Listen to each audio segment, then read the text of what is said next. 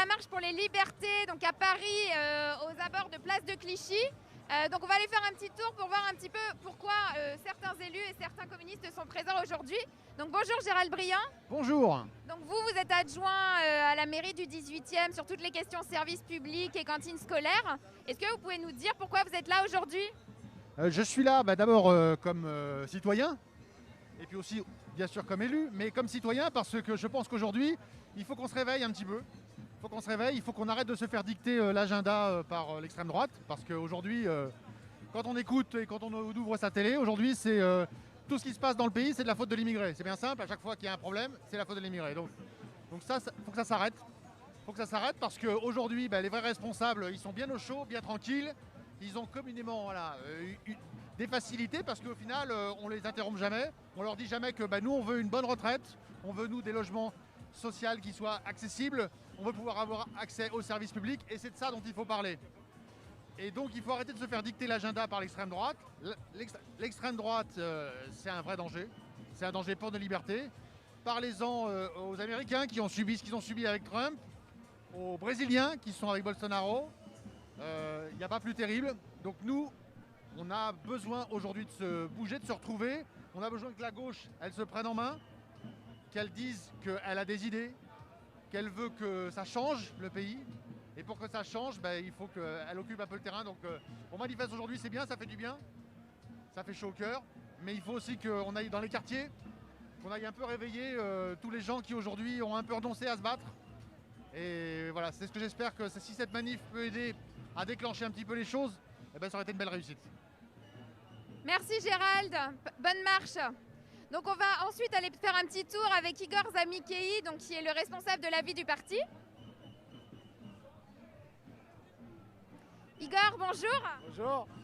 Donc on t'a présenté, donc responsable de la vie du Parti communiste. Est-ce que tu peux nous dire un petit peu pourquoi tu es là aujourd'hui? Ouais, c'est très important d'être mobilisé aujourd'hui dans cette marche pour les droits et les libertés contre l'extrême droite. On voit qu'on a un climat de haine liberticide dans notre pays.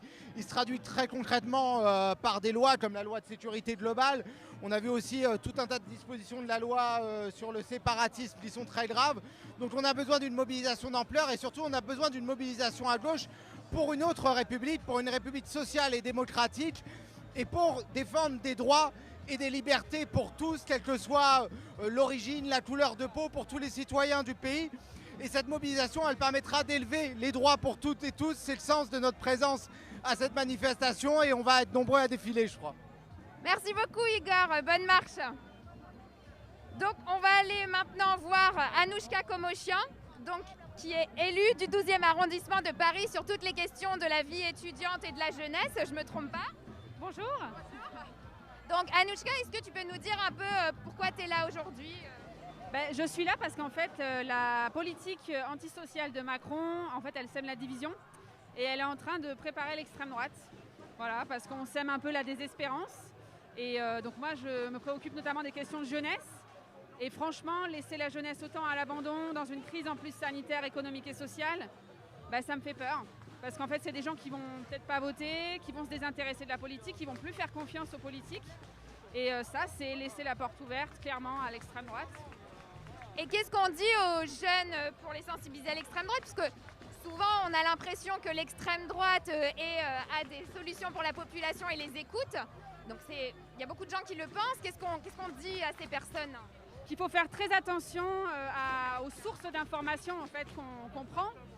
Puisqu'il y a beaucoup de fake news qui sont disséminées par l'extrême droite avec plein de réseaux.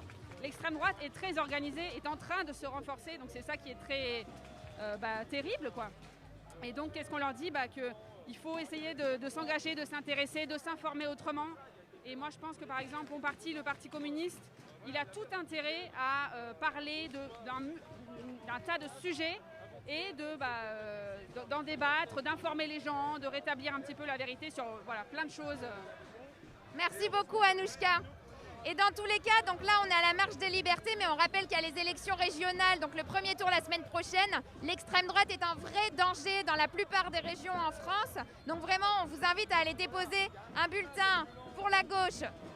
Voilà, mais en tout cas, contre l'extrême droite, car comme tout à l'heure Gérald le disait, Gérald Briand, adjoint du 18e, On l'a vu aux États-Unis, on l'a vu au Brésil. L'extrême droite n'est jamais du côté de la population, de la santé et des droits sociaux. Donc vraiment, allez déposer un bulletin, allez voter dimanche prochain au régional et au cantonal. Merci et puis bonne marche et rejoignez-nous si vous n'êtes pas encore là. Au revoir.